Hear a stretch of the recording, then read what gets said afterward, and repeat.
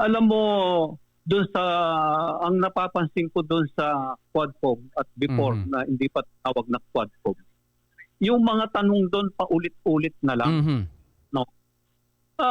Ngayon, pag tinanong ka at hindi nakaayon doon sa gusto nilang marinig, ang sasabihin ng isang congressman noon, nagsisinungaling ka.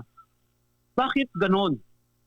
Ang pagkaalam ko, regarding doon sa pag in-invite ka ron as a resource person, dapat pakikinggan ka para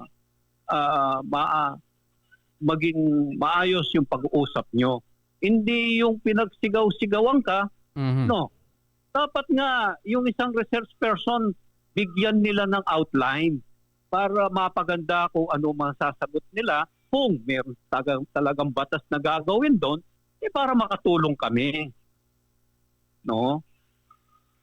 Ganun Mhm. yun, Tatin Joe. Pero ang nakikita ko, ang politika para na lang kami pinapahiya doon. No?